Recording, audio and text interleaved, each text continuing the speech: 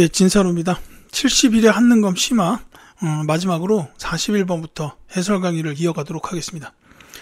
자, 가사건 이후 전개된 사실로 옳은 것은? 하고 물어봤죠. 자, 가에 대한 국외 반응인데 라이징선 석유 주식회사의 문평 공장에서 일본인 감독이 조선인 노동자를 구타한 일이 발단이 되어 일어난 일제강점기 최대 규모의 노동운동에 대한 국외 반응을 자료를 통해 살펴본다라고 되어 있습니다. 자, 이거 읽으면 사건이 바로 나와야 됩니다. 이거는 원산 총파업이에요. 자, 원산 총파업을 조사하기 위해서 뭐 신문기사도 나왔다 이러는데, 뭐 일본의 조선인 노동단체뿐 아니라 중국 지역의 노동단체도 격려와 후원을 하였다라고 나와 있죠. 이제 이 원산 총파업은 1920년대 후반 29년에 있었어요. 그러니까 요 이후에 전개된 사실이다 그러면은 그 1930년대 내지는 그 이후에 이를 찾아주면 답이 될 겁니다. 그래서 정답을 바로 말씀을 드리자면 1930년대 초에 있었던 사건이 그 선지에 있어요. 강주룡이 을밀대 지붕에서 고공농성을 벌였다라는 게 이게 1930년대 초반입니다. 그렇기 때문에 원산 총파업 이후에 있었던 일, 이렇게 보시면 되겠습니다. 자, 동양척식 주식회사가 설립된 거는 일제강점기 직전이에요. 1908년인데 뭐 1900년대 후반 뭐 이 정도로 보시면 되겠고, 황실의 지원을 받아서 대한천일은행이 창립되었다. 이거는 이제 1890년대 후반입니다. 지금 우리은행으로 남아있죠. 그 다음에 전국 단위의 조직인 조선노농총동맹이 조직되었다. 이거는 이제 1920년대 중반. 그 다음에 고율의 소작료에 반발하여 암태도 소작쟁의가 발생하였다. 이건 이제 1920년대 초반에 있었습니다. 그래서 이제 다른 거는 전부 다 그 원산 총파업 이전, 그리고 이 강주룡의 고공농성만 1930년대 초다라고 보시면 되겠고, 이 을밀대 지붕 고공농성 이 일은 지역도 좀 기억해 주셨으면 좋겠어요. 평양이에요. 저 을밀대가 평양에 있었습니다. 그래서 거기서 고공농성 벌인 게 평양 지역 문제로 나오기도 했었어요. 자, 42번 갈게요. 가에 들어갈 내용으로 가장 적절한 것은? 하고 물어봤어요. 자, 일제강점기 사회 및 문화의 변화를 일상생활 변동과 연관하여 보고서를 작성한 후 게시판에 올려주시오 라고 해가지고, 자, 소비문화의 정점 백화점 탄생, 그 다음에 수학여행을 통해 본 식민지 근대관광, 그리고 문화주택과 토막집, 이게 있고 이제 하나가 더 있어요. 자, 일제강점기의 그 사회 및 문화 변화, 일상생활 변동, 이거를 찾으면 되겠습니다. 그러니까 일제강점기 관련된 문화적인 내용을 찾으면 돼요. 뭐 생활이라든지 이런 거. 이제 정답을 먼저 말씀드리자면 3번입니다. 전시 통제 체제 속에서 강요된 여성복, 몸빼. 요게 그 일제강점기 때 있었는데, 특히 이 몸빼는 국가총동원법 시행과 관련이 돼요. 그러니까 1930년대 중반 이후라고 보시면 되겠죠. 이 몸빼라는 옷이 이제 굉장히 편해요. 그러니까 이제 일제에서 여성들에게 주로 이 옷을 입히게 된 게 편한 옷 입고 일 많이 해라, 이겁니다. 이렇게 보시면 돼요. 그래서 이제 지금 이제 몸빼라는 표현보다는 이제 우리 표준화된 이름으로 보면 뭐 일바지 아니면 외바지 이런 식으로 부르는 게 더 맞지 않을까라는 생각은 듭니다만, 이제 한능검 시험에서는 몸빼로 이렇게 출제되고 있다라는 거 이제 기억해 주시면 되겠습니다. 자, 서양식 의료 수용 광해원, 요거는 이제 1880년대죠. 여기 우편제도의 시작 우정총국도 같은 시기인데, 다만 갑신정변이 일어나면서 우정총국 개국이 됐다가 다시 이제 한참 이제 운영을 못하죠. 그랬다 나중에 다시 문을 열게 되는 이런 일이 있고, 근면 자조 협동을 기치로 세운 새마을 운동, 요거는 박정희 정부입니다. 그 다음에 상품 광고에 새로운 장을 연 컬러 텔레비전 방송, 요거는 전두환 정부 때다 라고 보시면 되겠어요. 그 전까지는 흑백 방송이었고 전두환 정부 때 들어서 이제 컬러 TV 방송이 시작됐다, 뭐 이렇게 보시면 되겠죠. 자, 43번.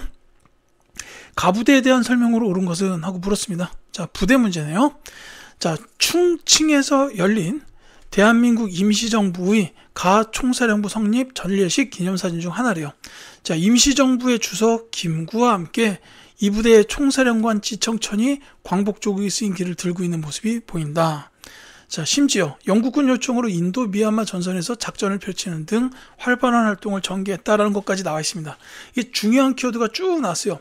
대한민국 임시정부가 충칭해 있었다라는 것은 1940년대를 뜻하고 그때의 부대, 거기다가 심지어 지청천 총사령관 나왔고 거기다가 인도 미얀마 전선에서 작전했다까지 나왔습니다. 요거는 반드시 아셔야 되는 중요한 군대죠. 한국 광복군입니다.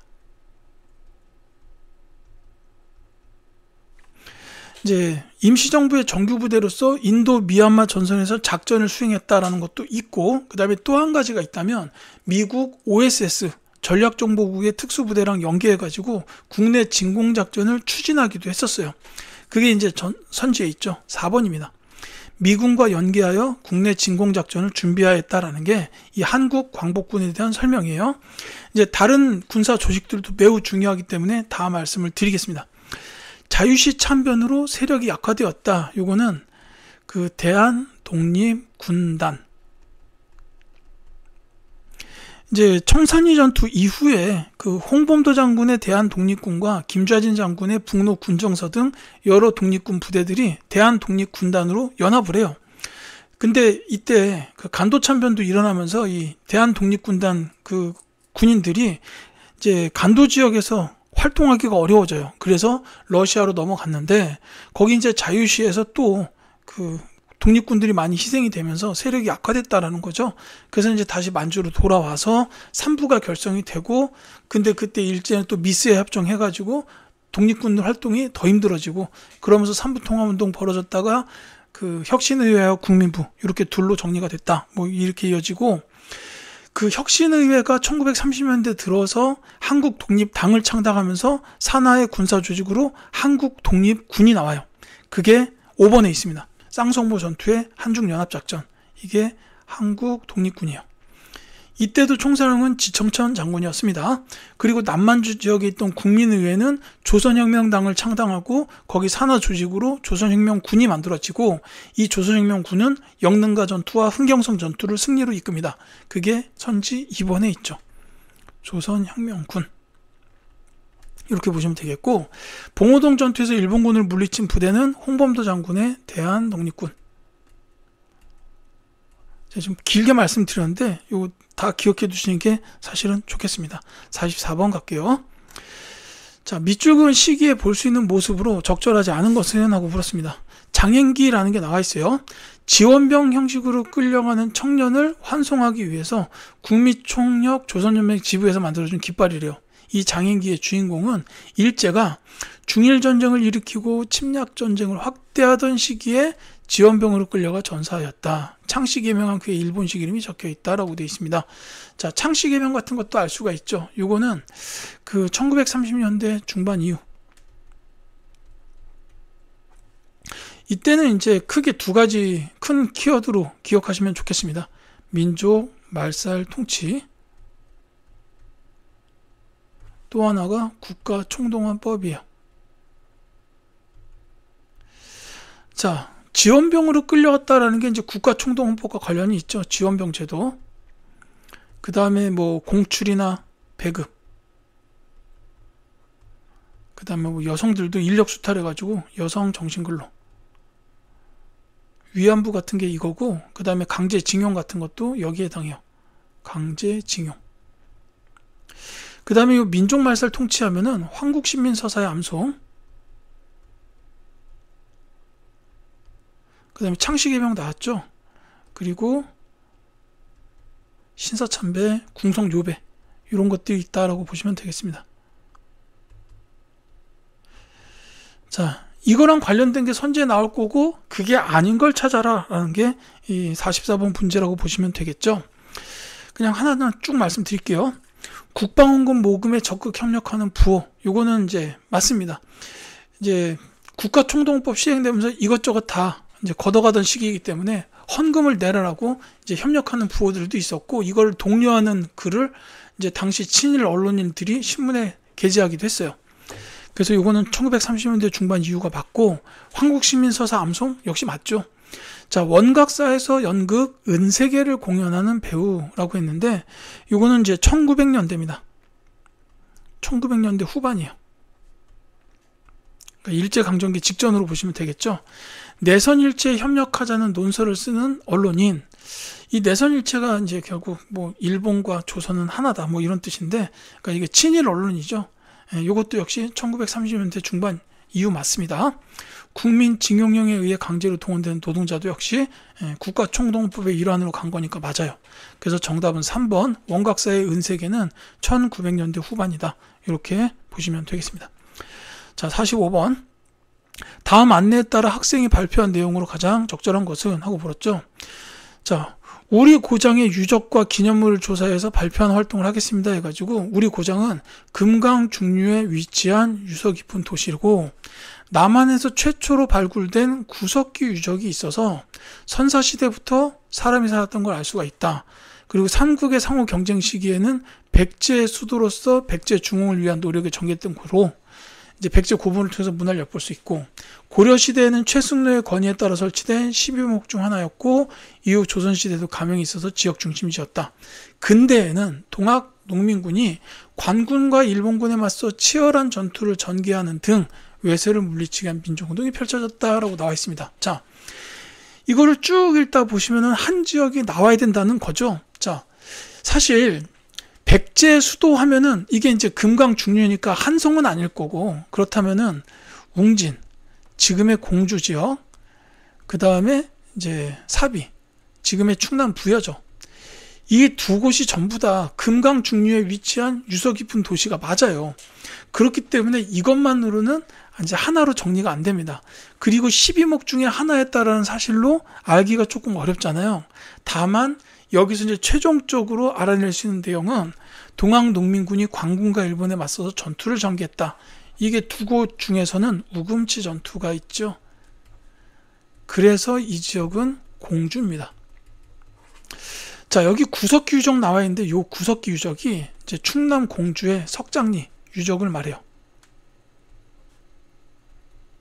이제 제가 공주 갔을 때 이 지역들을 싹 다 돌아봤는데, 이제 석장리 유적지나 그 다음에 이제 뭐 이 공산성 쪽 백제 수도, 그리고 우금치 전투 전적지, 여기를 다 가봤습니다. 그래서 이거는 이제 충남 공주 지역을 뜻한다라고 보면 되겠습니다. 자, 그 발표한 내용으로 적절한 걸 찾아라 그랬으니까 결국은 충남 공주랑 관련된 내용을 찾으면 정답이 될 거예요. 자, 하나하나 보겠습니다. 자, 수양계 유적을 조사하여 우리 고장에 살던 구석기인들이 다양한 기법으로 석기를 제작했음을 알 수 있었습니다 라고 했는데, 이 수양계 유적은 충청북도 단양이에요. 그 다음에 송산리 고분군의 벽돌 무덤을 조사하여 무령왕이 중국 남조나 외등과 교류했음을 알 수 있었다. 이게 바로 충남 공주 지역이 맞죠.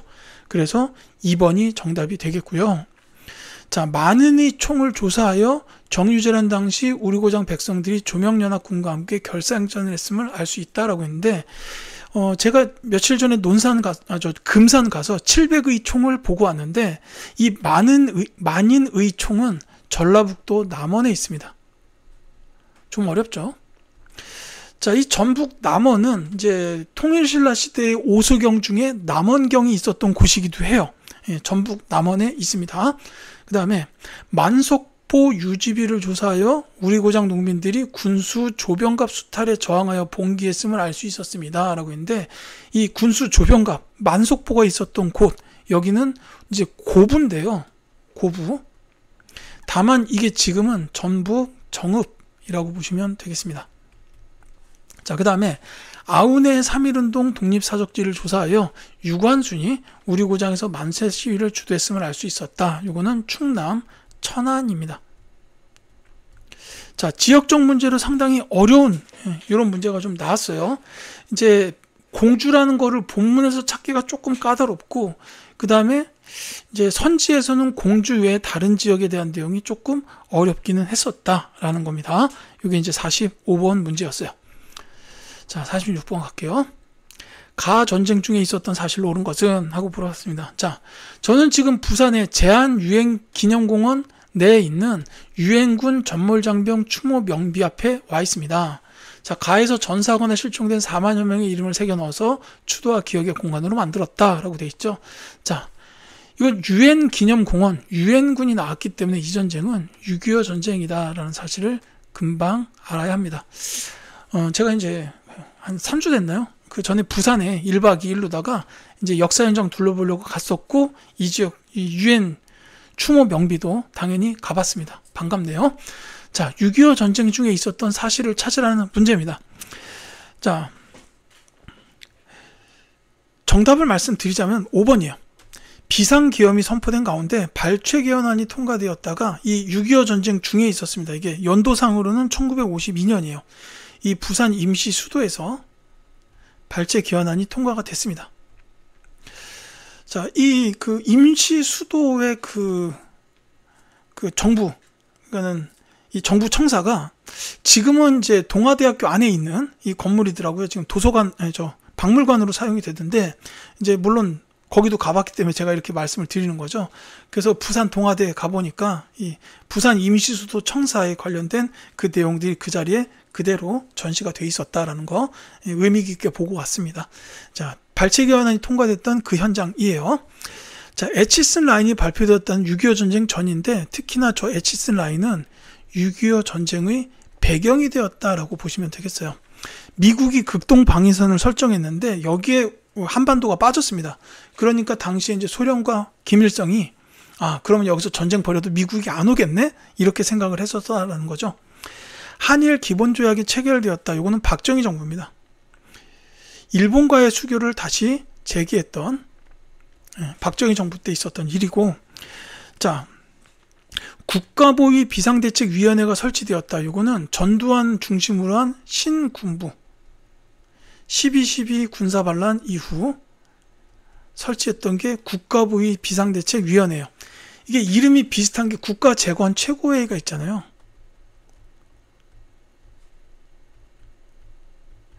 요거는 이제 그 박정희 군부 세력이 이제 5.16 군사혁명을 정변을 일으키고 이제 만들었던 기구죠.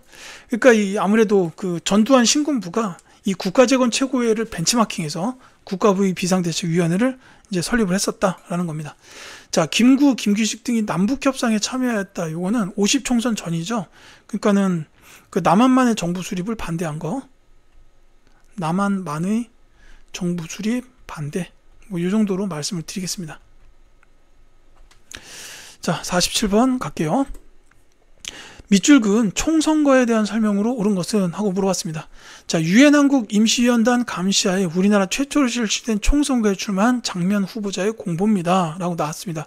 바로 50 총선거. 이렇게 보시면 되겠죠. 자, 이 50 총선거를 하게 된 거는 이제 남한만의 정부 수립이 최종적으로 결정된 후, 이제 그러니까 김구, 김규식 남북협상 앞서 말씀드렸는데, 이 남북협상이 결국 뭐 별 의미 없이 끝나고 이 50 총선거가 시행이 됩니다. 이제 그러면서 이제 정부를 수립하기 위해서는 그 당연히 뭐 정부 조직도 필요하고 거기에 맞는 법도 있어야 되잖아요. 그러니까 이 법을 만들려면 국회의원이 있어야 돼요. 그래서 국회의원을 먼저 뽑아야 되니까 50 총선거를 시행을 한 겁니다. 그래서 이때 이제 재헌국회가 나오게 되죠. 재헌국회를 선출했다라는 겁니다. 그러니까 정답은 2번인데, 다만 이제 이 문제는 1점짜리니까 여기서 끝이지만 여러분들은 여기서 세 가지는 더 기억을 해두세요. 이 재헌국회 의원들이 만들었던 법 중에 세 가지는 중요하니까 기억하셔야 됩니다. 헌법하고 그 다음에 농지개혁법, 그리고 반민족행위 처벌법.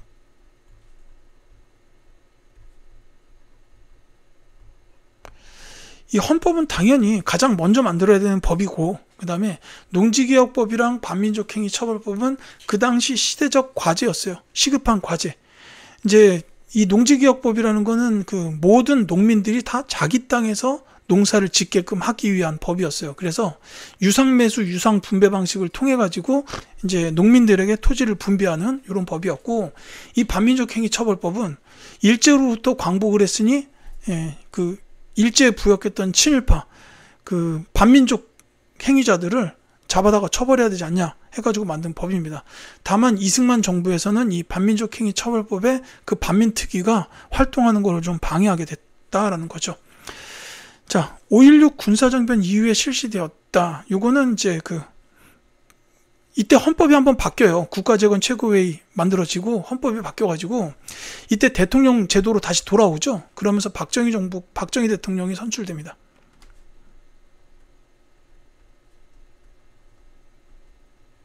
자, 통일주체 국민회의에 대의원이 투표에 참여했다. 요거는 유신체제. 대통령 간선제로 뽑았죠. 민의원 참의원으로 구성된 양원제 국회가 탄생하였다. 요건 이제 내각 책임제의 장면 내각 구성이에요.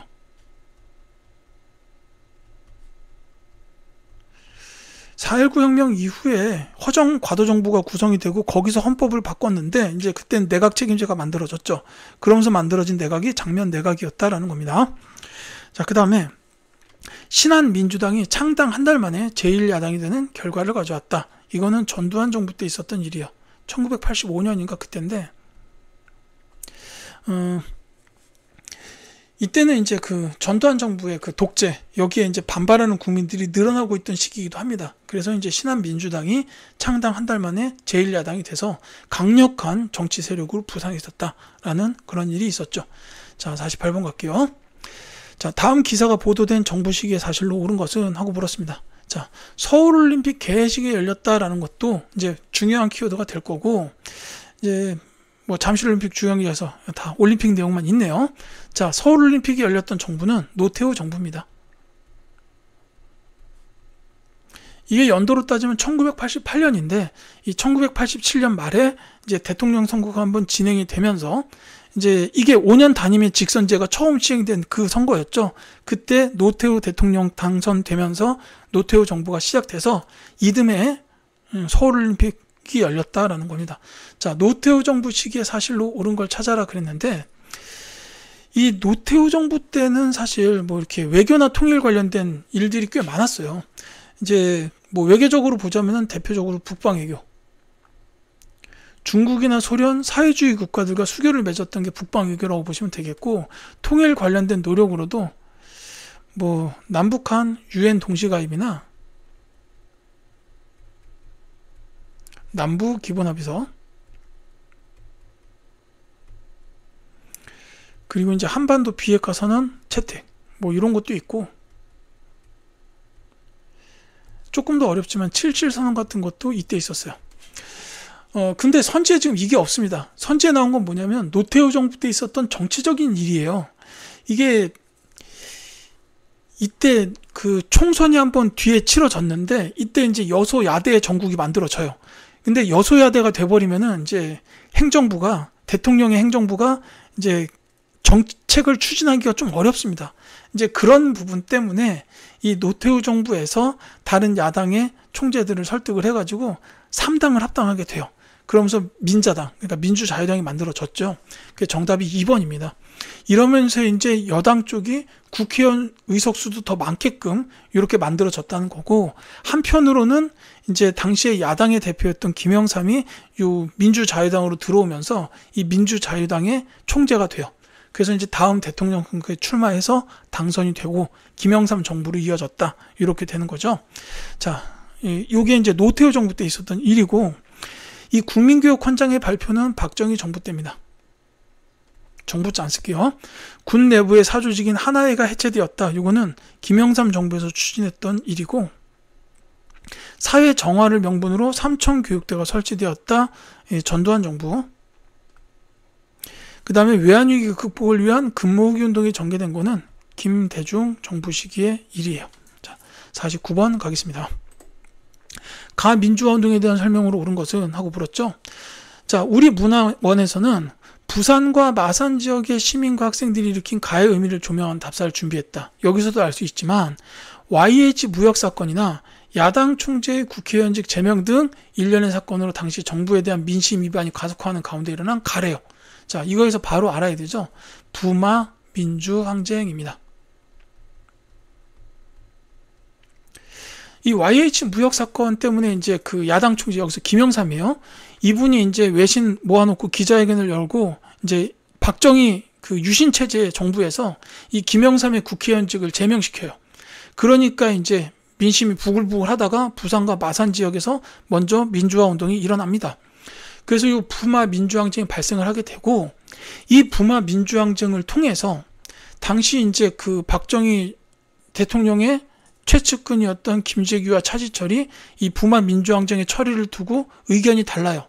그래서 이제 대립하는 과정에서 김재규가 그 차지철과 박정희 대통령을 총으로 쏴버리면서 11.6 사태, 유신이 끝납니다.